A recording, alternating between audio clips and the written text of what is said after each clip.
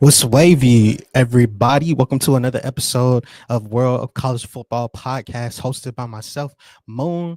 I am a credentialed media member and a part of the fastest growing media company in sports. In the college football world, you need to be tuning in to CFB Nation. They are the proud sponsors of this stream. And also, special shout out to SeatGeek because they hold us down. We'll talk about more about our sponsors later on in the show. Today on World of College Football, we have a jam-packed slate. I'm so excited. One of the reasons why I'm so excited is because it's never too early. It's never too early to start looking on to next year. It's never too early to start, you know, scratching that itch since college football is not here anymore. And we have to wait over 200 plus days to get to our next contest in this 2025 year. But it's never too early. Never too early to start looking ahead.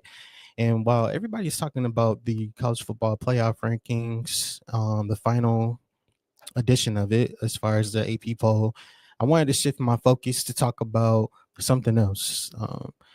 Travis Hunter encapsulated me over the course of this last season, and we got a chance to see him play both sides of the ball. And I thought to myself, who are the favorites and should be names to mention for this year coming up in the Heisman race? So let's get to it, because ain't nothing to it but to do it. Special shout out to those watching on Twitch. Jesus loves you. Have a blessed day to you too. Hey, that's a great way to start the stream. And special shout out to people watching on Twitch, YouTube, and also on Twitter, X. Let's get to it. Ain't nothing to it but to do it. Moon. All right, y'all. Let's buckle up because we're diving into one of the hottest conversations in college football, the 2025 Heisman Trophy race. And trust me, this year it's stacked like Thanksgiving leftovers, from big names, stars to underdogs, and the chaos agents who could shake up the scene. We're breaking it all down. Grab your favorite beverage, your snacks, get comfy, and let's talk about the Heisman race. So let's talk about the obvious stars. Caleb Downs, Ohio State Swiss Army knife. Now listen, defensive players don't get Heisman love. It's just the truth. But Caleb Downs, he's just built different. Ohio State safety isn't just locking down receivers. He's out here flipping games. Whether he's erasing deep balls, laying a hammer in the open field, or making dudes miss on special teams. This guy is absolutely everywhere. But I also have to talk about the guy that made a grand name for himself, Mr. Jeremiyah Smith from Ohio State. Ohio State very well could have two players in the Heisman race in 2025. It wouldn't be a surprise to me. Coming up next, Arch Manning, the Prince of Texas, the quarterback royalty who is trying to live up to all of this hype. He showed flashes of brilliance last year, and if Texas take the next step, he'll be the one leading the charge. You know the script. Texas wins big. Arch puts a video game like numbers, and the Manning name does not do anything besides push him forward even more. Let's talk about the next guy, Mr. Garrett Nussmeier. Last year, Garrett had his highs and lows playing with LSU, but this kid has an absolute rocket launcher of an arm, and he's not going anywhere. He's staying in college football this year. With the weapons around him still left to shake out, the future is still bright because you saw him put up production. You saw him put up production over and over and over again. I'm looking forward to seeing Nussmeier in this upcoming season. Let's talk about Jeremiyah Love. Put it this way. Jeremiyah Love is like a human highlight reel. Notre Dame's offense runs through him because, quite frankly, it has to. This dude is juking linebackers out of their cleats, catching passes like a wideout, and turning 5-yard runs into 50-yard high calls. He is going to be a player that you're going to have to pay close attention to in the Heisman race this year. Let's talk about the big name in the room, Mr. Alabama's Ryan Williams. Y'all remember Ryan Williams? Of course you do.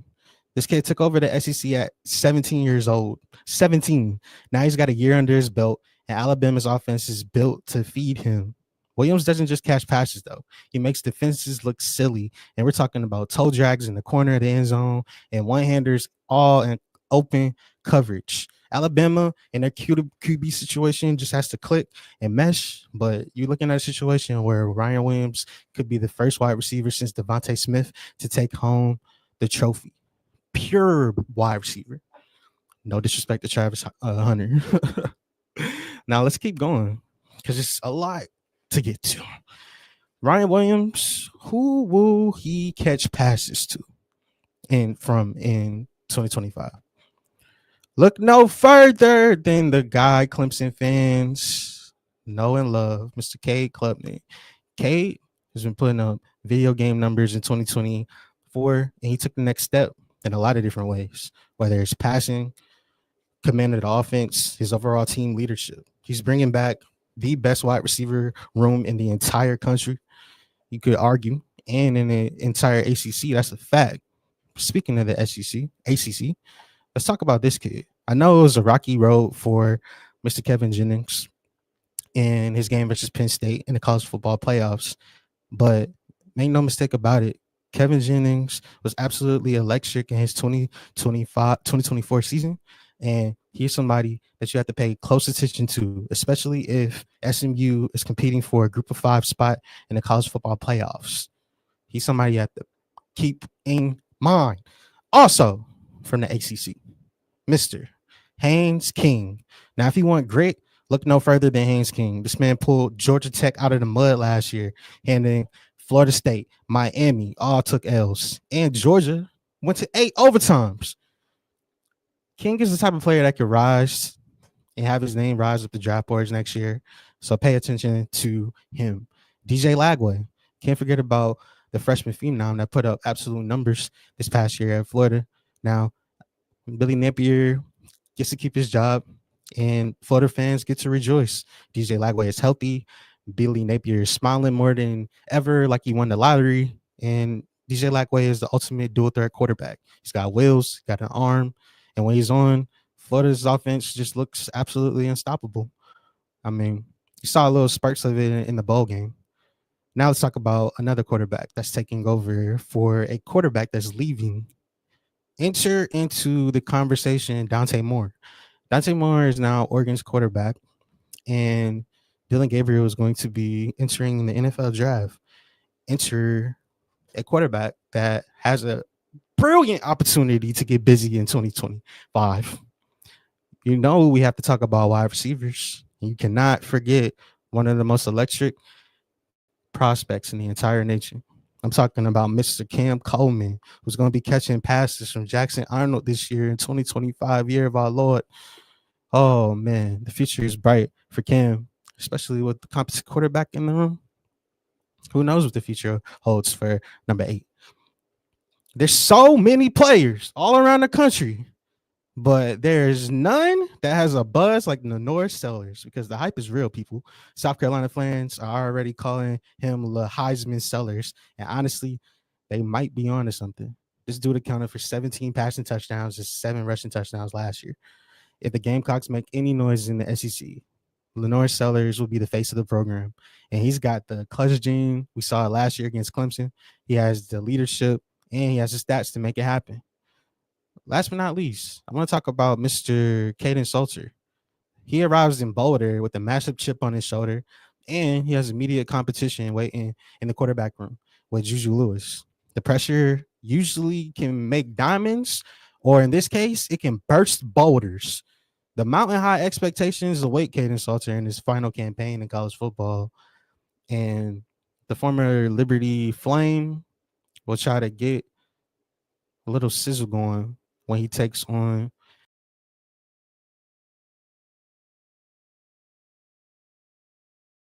it's gonna be crazy. Very crazy.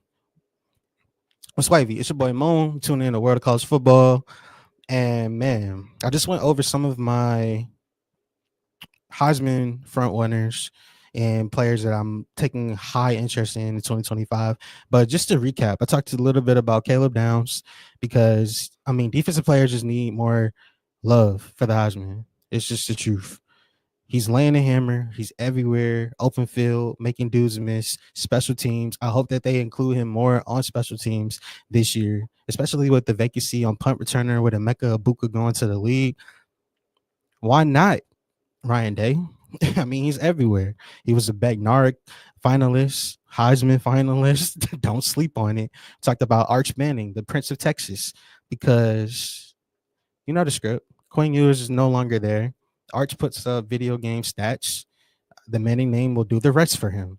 He talked about Jeremiyah Love, Notre Dame's secret weapon. Because to be honest with you, Heisman voters are just waiting for another running back to fall in love with, especially after Ashton Jeanty didn't bring home the Heisman crown last year. Jeremiyah Love is explosive, he's dynamic, and he's always good for one jaw dropper or two in the game. Look no further than Ryan Williams. We talked about it. Alabama people, fans, supporters. 17 years old. This kid took the world by storm. He was playing double covered, pulling off one-handed interceptions. Make sure you keep a close eye on Alabama's quarterback situation entering into 2025. Honorable mentions that I do have to talk about. There is a world that exists out there where Blake Horvath is a Heisman contender because Bryson Daly was a Heisman contender last year. Even though he didn't get an invite to New York, he still was a Heisman contender last year, and he put up crazy, insane numbers. Blake Horvath is Navy's silent killer, and he's the kind of player that doesn't just get Heisman buzz, at least not yet. And what you need to do in order to get that is go upwards of 16, 17 touchdowns and shoot for the moon. And you have to do that as a quarterback. And that will get people to start talking. That will get people to take notice. If he has a few signature moments against big name opponents, I could see a world that Blake Horvath forces his way into the conversation for a Heisman front runner. Just picture it. There's a world that exists where a Navy quarterback at the Heisman ceremony. It's a long shot, but hey, crazier things have happened for sure. Speaking of crazy, Oregon has a new workhorse running back by the name of Mekhi Hughes, who is stepping out of Tulane Green Wave allure, and now he's donning a new green. We call it the green and carbon. The Oregon Ducks and their high octane offense is going to have some question marks in 2025. They had question marks in 2024, and they still were able to be productive under Dan Lanning. However, you need a running back, especially after Jordan James is entering into the NFL this year, that could come in, that has a type of vision, that has a type of burst, and that keeps defensive coordinators awake at night. He keeps them up at night. Now, my thought process in this whole situation, Oregon is already loaded. And I mean loaded. But Mekhi Hughes has a skill set to be an absolute centerpiece for this team. Now, they still got talent coming in that we'll have on the outside.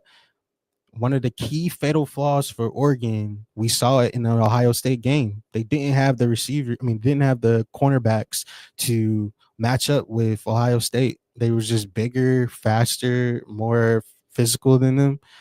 We'll look to see how that shapes out in 2025. However, don't be surprised if Mekhi Hughes is racking up 150-yard games while the Ducks march through the Big Ten yet again, people. It can happen. Hey, Dino said Horvath is his guy. What's wavy? You tuning into World of College Football, hosted by Moon. Excuse me for the beginning. I was kind of choked up and stuff. I'm kind of battling a cold right now, so I'm getting myself good. Get myself back right, drinking a lot of teas and emergencies and all that type of stuff. So I had to run it back to get it right. But yeah, special shout out to you and yours. Special shout out to CFB Nation. Make sure you're following on all socials that you can find. CFB Nation, the CFB Nation. Shout out to y'all. And also shout out to College Football 25. They helped me bring this piece together. And we're going to get a little deeper into everything as I talk a little bit more about the players that I have on my list for 2025 Heisman contenders. He mentioned it a little bit earlier, but Drew Aller, he led Penn State to the playoffs this past season, and now he's taking that next step with the cannon arm, poised under pressure, coming back for another year. He's the type of quarterback that just thrives in big moments. How many does he get over the course of the season? How many Heisman moments does he accumulate? I'll let y'all, kind of debate that looking at the schedule for next year, Penn State. However, my biggest question is who is Aller going to sling the rock to in 2025? Um, that's left to be figured out. I know this guy probably it might get some backlash with me mentioning him, but I will talk about it. Kevin Jennings, he already took SMU to the college football playoff as the Cinderella. Or people thought Boise State was a Cinderella. No, really, SMU was. And the Mustangs reloading in 2025, and he already has sneaky hype coming last year. This year, the hype is going to be there even more. I talked about him a little bit earlier, but Haynes King, his clutch performances gives Georgia Tech fans a little bit of hope, people. If you're a Georgia Tech fan, you probably have the best quarterback room in the nation. Some people are arguing out there like, yep, you right, Mo. I know I'm a Georgia Tech guy. I know Aaron Philo. But like, look, people, I don't want to hold you. I do not want to hold you. Haynes King, he already took Georgia to the wire last year. He beat Florida State. He beat Miami. He had a quietly good season while battling injury. There's a world that exists that Haynes King is a Heisman contender. Who are your Heisman contenders? Let me know. Drop them in the chat. I would love to see them. And let's keep it going because I was talking about Caleb Downs earlier in the show, but I really do feel like Ohio State can have two guys that's on the list for Heisman this year. But let's talk about numbers because I know y'all like numbers. Here's a little metric for you, stat nerds. Over 60% of the players that I mentioned today had explosive plays of 20 yards or more in over 35% of their games last year. Why does that matter? Because explosive plays win Heisman's. When the voters remember a player, they're looking at the explosive plays, not the 5-yard slant. They're looking at the 75-yard bomb, the ankle breaking run, the highlight that gets replayed 50 times on ESPN. Travis Hunter diving, playing cover 2, and then making a crazy interception. We got to keep that in mind too as we watch these stars ball out over the course of the season. But those are some of my Heisman contenders that I have. You see them still on the screen, like Arch Manning, for example. 2025 Heisman contenders, from the obvious stars to the dark horses, everything in between. Who's your pick? Let me know in the chat. Engage in the comments. Drop your thoughts. Make sure you hit that like button. And did I miss anybody? Gotta make sure I didn't miss anybody. Oh, how could I forget? Be so mindful. I was thinking about defensive players, and I said, who are some of the defensive players that could possibly win Heisman? And obviously, Caleb Downs comes into the question, like first and foremost, right? I mean, he balled out in the game. I think he probably had his first missed tackle of his career in that game. And I said, you know what? Who else could go for that crown? Is there a world that exists where South Carolina could have Dylan Stewart on the list of Heisman? I can make the case. He no longer has another elite pass rusher on the opposite side of him because his sidekick is going to the NFL this year. He made sure that was happening. So he's going to be out there solo dolo, sometimes getting triple team. And if he still is able to pull up numbers, we already know how much of a freak of nature Dylan Stewart is. But he was somebody that came out to me and said, ding, ding, ding, moon, possibly. Possibly. He's going to have some like crazy, and I mean ridiculous highlight plays beyond just sacks, like fumble recoveries for touchdowns, possible batted interceptions for touchdowns like he's JJ Watt or something. But he's another honorable mention guy that I wanted to make my list. Going back down the list, Ryan Williams, Jeremiyah Love, Garrett Nussmeier, Arch Manning, Caleb Downs, Drew Aller, Cade Kovnick.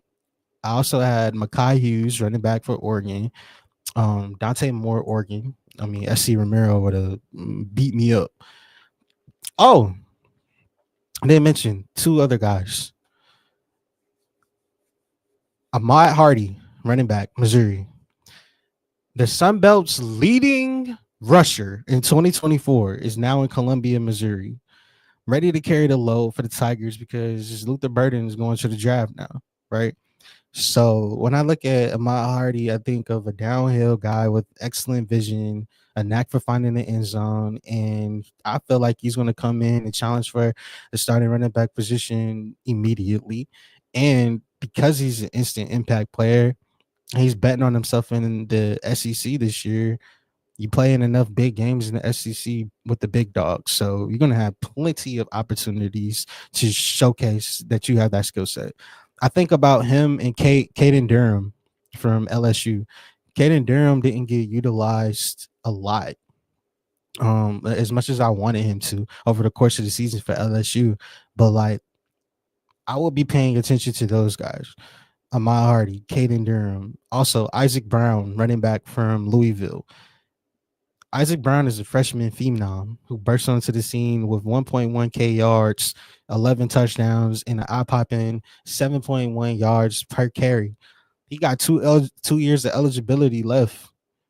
I'm not saying that Louisville is going to compete for an ACC championship, but I'm saying that he can make a couple people miss and look embarrassed and put him into the national spotlight even more.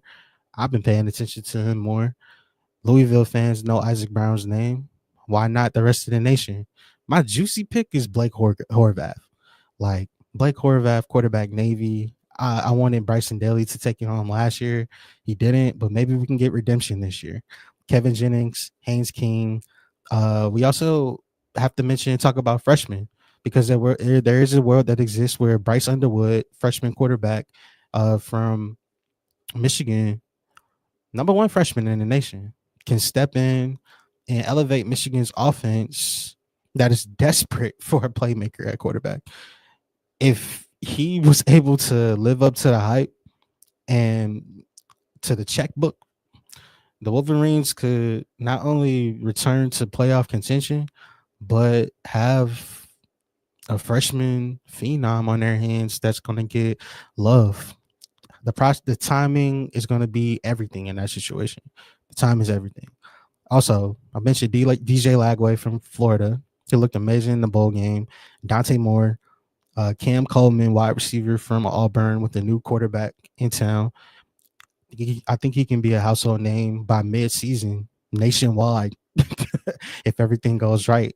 And also, I didn't forget about him. Oklahoma. John Mateer from Washington State. Don't be surprised when his statistics at Wazoo mirror the golden days. What he just did at Wazoo just mirrors what he's doing at Oklahoma this 2025 season. I wouldn't be surprised. I mean, the Sooners know how to churn out Heisman winners. That's one thing they do know how to do. He could be the next. The system is just perfect for him to go crazy and put up video game numbers. I'm not trying to beat a dead horse, but the quarterback position, I feel like, is going to be center stage in 2025 for Heisman potential front runners throughout the year. It's just shaping up to be that way. We do have some wide receivers just sprinkled in there, like the Ryan Williams, Cam Coleman's, Jeremiah Smiths of the world. But those are all young kids that we're hoping and banking on taking on that next step to push themselves into that next elite conversation, to go from freshman superstar to elite phenom, right? So it's going to be fun to see how everything shakes out in the 2025 Heisman race. And I'm going to pay attention to it like crazy. That's why we got to start now. What's wavy? It's your boy Moon. You tune in to World of College Football Podcast, episode 6. And this is way too early. Way too early. And I'm putting emphasis on the way too early part because we're not even a day and a half away from the national championship. And I'm already talking about Heisman contenders. I know, I'm a sicko. I love it. But there was a game that we do have to get to and mention and talk about. The Natty. I'm gonna give you my little take on the Natty and everything, and we'll set the stage for what's to come in 2025. So let me set a scene for you, for those that were sleeping under a rock and didn't pay attention to the national championship, because there were other things that were going on, whether it was the presidential inauguration, whether it was people freezing their tails off because it's -8 degrees outside. They're gonna be like, Moon, why you don't have a jacket on right now in the studio? I'm trying. My heat is boosted up in my house. But there's plenty of things that you could have got into. But let me set the scene for you. The lights are blinding. It's in Atlanta. The crowd's deafening. The stakes couldn't be any higher. And it's a national championship, baby. We had Ohio State, Notre Dame, two programs just drenched in history, clashing for a shot at immortality. And this game, I mean, Boom fell asleep because that man was like 18 beers deep. But I stayed up and I watched it. When the dust settled, the Buckeyes ended up standing tall. They won 34-23. Confetti falling. I love seeing that. Helmets raised high, celebrations, pictures. I love the pictures that come out. But Notre Dame, they was just left staring at another almost moment. And that had to suck for them, really. But this game, it wasn't just one. It was an all-out war. And at the beginning of the game, it looked like a bloodbath. A heavyweight fight. It turned out to be at the end, but blow for blow, it was packed with storylines. So let's talk about some of them. Notre Dame had a fast start in this matchup. They came out swinging. Riley Leonard punched it in from 1 yard out on the opening drive, and Irish fans, they was like, oh yeah, we feeling really good right now. And for a minute, it felt like this could be their year. But Ohio State had that dog. And the second quarter was like a freight train running downhill. Can't stop it. It was unstoppable. Will Howard, the Buckeye quarterback, was out there throwing dots like he was on Madden on rookie mode. 2 touchdowns, just surgical. And when Quinshon Judkins ripped through for that 9-yard score, it felt like the statement, flag plant, this is our night. By halftime, it was 28-7. People in the Buckeyes had all the momentum, and Notre Dame, they just looked like they got hit by a truck. But let me tell you something about the Irish. They did not fold. They did not fold. And they didn't go down without a fight. Insert the second half. And that's when things started to get a little spicy. And Riley Leonard decides, if we're going to go out, we're going to go out swing. And swing he did. This man put the whole entire team on his back, throwing dimes under pressure and marching with his. If this was NCAA college football, Riley Leonard's body from wear and tear would have been all red. But still, he was out there marching the Irish right back into the fight. And the fourth quarter bomb to Jaden Greyhouse, oh man, that was a thing of beauty. 30 yards in stride, right over the shoulder. Chef's kiss. That touchdown made it 31-23 people. And for a second, I mean, just a second, you felt like a miracle might be incoming. But then Mr. Jonathan Fielding steps up, the Buckeyes kicker, and he nails a 32-yarder to put this one to bed and say, good night, cold-blooded. No chance, like a Vince McMahon theme song. Now, let's talk about some of the stars that shine bright in this matchup. Will Howard. We'll start there. Ohio State quarterback, Senior Bowl participant. Let's talk about Will Howard. This dude played the game of his life, people. 17 for 21, 231, 2 touchdowns. And here's the crazy part. It was his first season as a starter. Pressure? Yeah, there was no pressure. He didn't feel it, at least. This man was out there cooking like a summer barbecue. And that throw that sealed his legacy, you know which throw I'm talking about. You probably saw the replay of it a couple of different times now. The 56-yard moonshot to Jeremiyah Smith in the second quarter with a DB is playing off coverage, and he got the right depth. He got the right width. He just didn't get enough depth against a wide receiver that was built in a lab by God himself, Jeremiyah Smith, for 56 yards. If you saw it, you felt it. You felt the air go out of the stadium for Notre Dame fans. But That pass wasn't just a deep ball on the money, man. It shifted the entire energy of the game. And Notre Dame just they didn't recover. Let's talk about another guy. Quinshon Judkins. Let me tell you about Quinshon. He's not just a running back. He's a problem. He had 11 for a hundo, 11 carries, 100 yards, and a 70-yard sprint that almost went to the house. Now I know there's some draft gurus that are going to punish my man for not hitting his head on the goalpost on that run. I get it. Hey, Moon, what's up with his top end speed? Why he don't hit all the way up on the accelerator? I don't know. Maybe he caught a cramp. I don't know. Maybe it was because he had to dive and swish and slide all through and weave his way through the touchdown. I don't know. But I just know that it was a backbreaker for Notre Dame to have to deal with Quinshon Judkins. We talked about it a little bit on the national championship pregame show. Shout out to D-Now. Shout out to Boom. Shout out to Nino Brown. But we talked about Quinshon Judkins being a factor and if it was going to be a Travion Henderson game or a Quinshon Judkins game. And what I love about Judkins is that he's changing the narrative from him just being a ground and pound guy.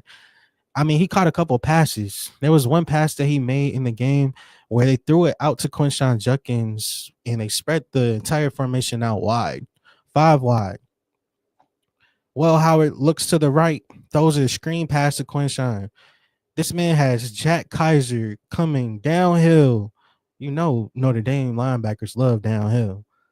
He has Jack Kaiser coming downhill. What does he do? Puts a move on Kaiser. Now Kaiser's looking at turf pellets in Mercedes-Benz Stadium. It was moments like that where I said, Quinshon is deeper than just if he hits his head on a goalpost in that long run. The way he's catching passes, the way he's getting crucial yards in space, the way Ohio State leaned on him in big moments.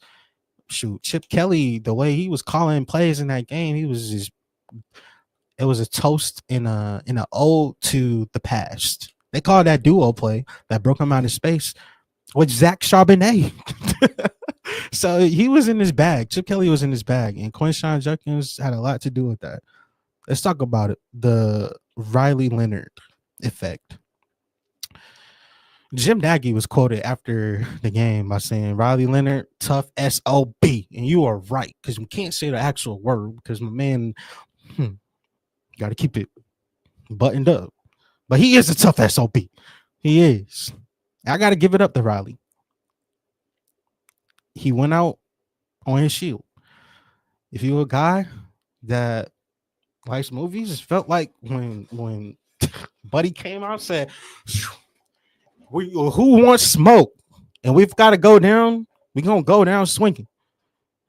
Boomer said it himself before the game. He's going to have to get over 200 in order for Notre Dame to be competitive in this matchup.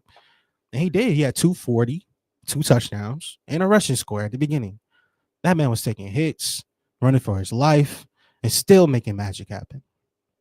That is where I look at the connection with Jaden Greathouse. I mentioned it. The connection with Jaden Greathouse is just money right now. 2 touchdowns in the second half. It kept the Irish breathing. And Riley Leonard just didn't stop swinging. It wasn't enough, but you can't question that kid's heart. And I left away from that game saying, Riley Leonard could be my quarterback. And I think one of the best moves he could have did was going to Notre Dame because it got Riley Leonard more notoriety. It got him more love. People was applauding him for not being like Shador and showing off the ice and showing off Bible verses on his wrist. The legacy of Riley Leonard will be continued at the Senior Bowl. Let's just hope that my man is able to recover in about a week and some change. Less than that, really. Notre Dame's defense. Let's talk about it. The Irish defense, I think they deserve some love. Xavier Watts and Jake Bowen were flying around out there, making plays, forcing turnovers. They gave Notre Dame a chance in the second half. They really did. But here's the thing. Ohio State's offensive line, they were not having it, bro. Ohio State's offensive line, it really makes me sit there and question. If these kids were fully healthy, from the beginning of the year to where they are now, it would have been worse for everybody in the Big Ten. They probably would have been able to run the ball even more,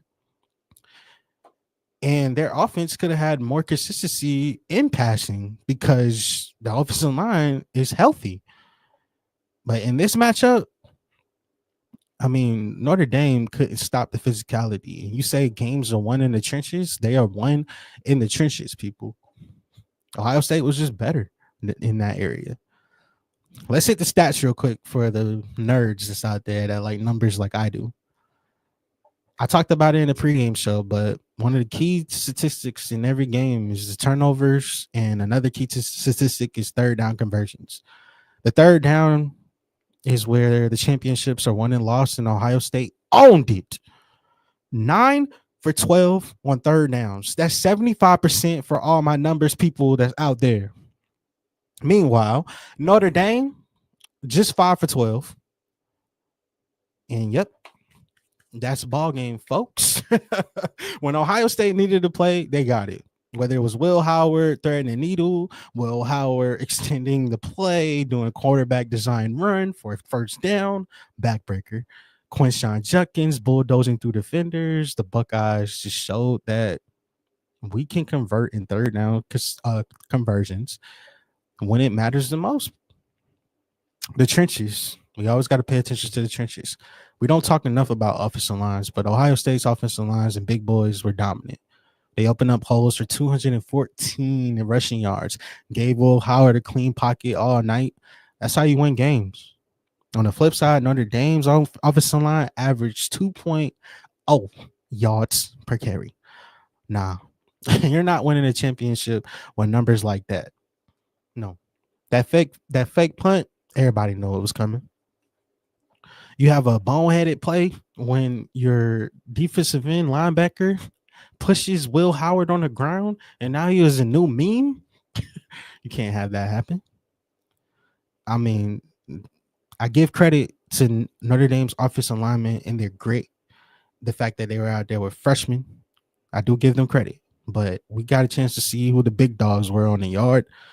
And Ohio State's front seven, they were dogs on the defensive lines too. Controlling the line of scrimmage is always important when we're talking about championships and championships galore. My final thoughts on this game, though, it was a legacy game. Quinshon Judkins, for all the things that he had to endure at Ole Miss, for him to walk out as a national champion, I mean, come on, Slim. That's the ultimate payback and revenge on Lane Kiffin. You talking about all these players that came back. The list is long for how many Ohio State players came back to be a legend, immortalized in history. Will Howard is an Ohio State legend now. He's a legend in Ohio State lore and culture. For a team that got beat by Michigan and Michigan flag planted, and Jack Sawyer said, "You're not about to be putting a flag on our..." Nope, not happening. You're not about to let them do that. For all the things that they had to endure in the college football playoff, from Tennessee, playing them in below freezing temperatures, to hosting that game in the first round, which was a success, to playing Oregon in the Rose Bowl, and just putting hands, feet, elbows, knees, and toes on Oregon, to then beating Texas in Texas. I mean, this is diabolical at this point. It's really diabolical. So we asked the question, did the best team win the college football playoff and the first ever 12-team college football playoff national championship? They came, they saw, they conquered. For Notre Dame, it's another heartbreak. And it's like every time we get to this point where Notre Dame, they get to the mountaintop and it's just, we can't find a way. But this one is different. The reason why is because, I mean, they had, first off, they were already coming into the season knowing that they wasn't going to get a bye. That's just their fault, though. They know that was going to be the case. Then we get into the season, and then you have the NIU game. We are going to still, some people haven't forgiven them from that. I'm one of those people because I'm not going to let Marcus Freeman off the hook, nor Notre Dame off the hook for losing to NIU. That made NIU feel so good. They about to take their talents to out west. Anyways, they bounced back throughout the season. The Texas A&M at Kyle Field got the job done. There's plenty of times over the course of the year where they took people's lunch money and just showed over and over again. The Army game, just we thought Army was going to be competitive, at least in the college football playoff race this year, and they shut that down.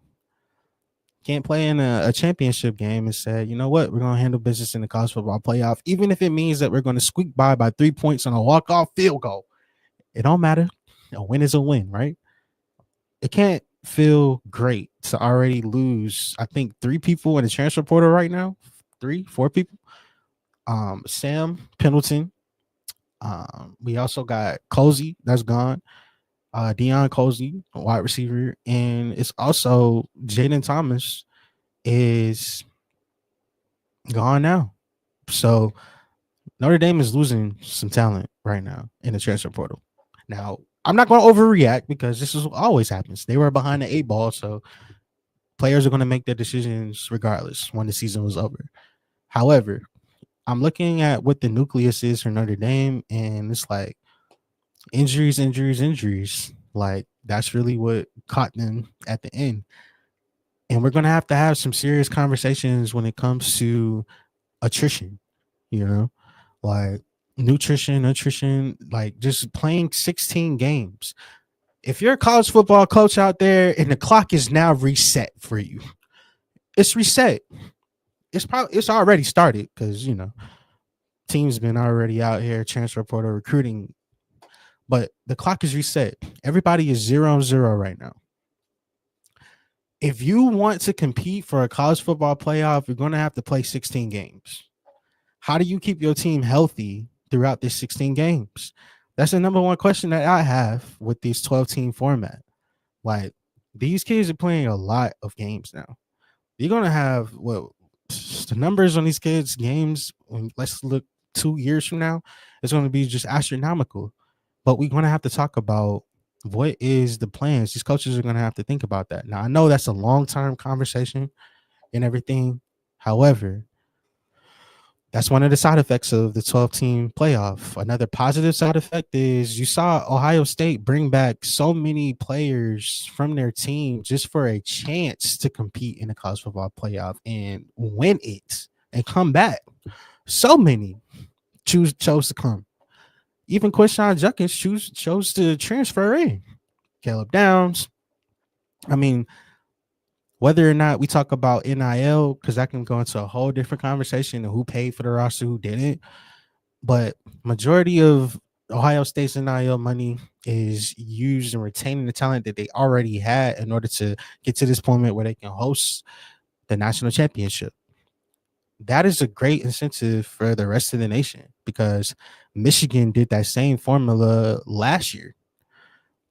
Think about it. Blake Corum, one of the reasons why he wanted to come back is to win a national championship.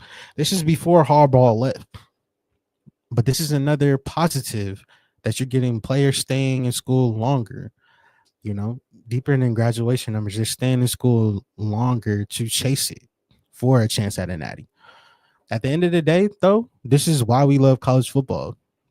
The drama, the passion, the moments that make you jump up off your couch, scream for joy. Ohio State got the confetti in this matchup, but I can make the argument that we all won. And I hear Joe Klatt saying that we're in the golden age of college football, and I totally agree with him. College football is already at a fever pitch right now, and it's only getting crazy. But I tell all the teams that's out there, you're now 0-0. I don't care about rankings right now. We're all 0-0. Spring ball is coming up soon. I know we're talking about early Heisman contenders, but some of these schools really do have to understand that the slate is clean. If you're in the North Sellers in South Carolina out there, why can't we be competitive in the SEC this year? We can go all the way down the list for every single team. And we might have to do that one day.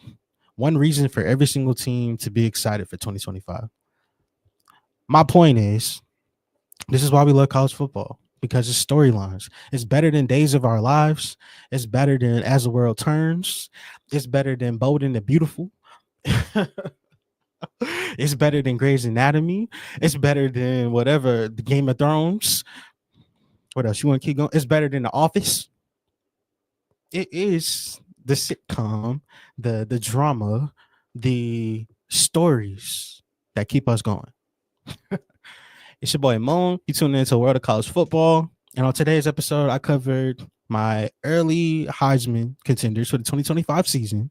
We also talked about some under the radar gems, some dark horses like Mekhi Hughes, the running back from Oregon, or Blake Horvath from Navy's Silent Killer. We talked about freshman phenom Ryan Williams and some other freshman wide receivers that are loaded like Jeremiah Smith and Cam Coleman.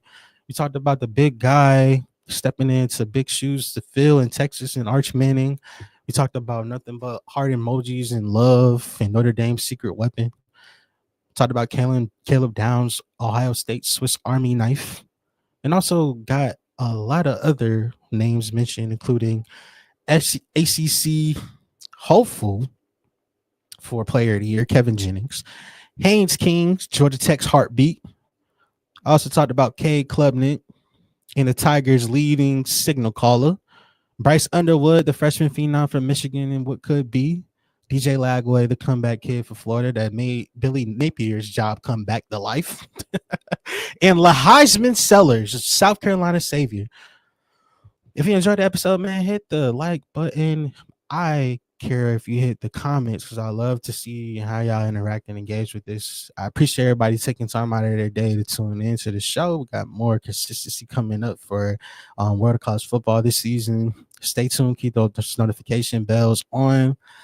Drop your thoughts in the comments, and don't forget to subscribe to College Football Nation for more football breakdowns, news, and all the latest. Keep it locked here on CFB Nation. Special shout out to the guys, and also on SeatGeek. If you use the promo code the CFB Nation, you can get $20 off your SeatGeek purchase. $20 off your SeatGeek purchase.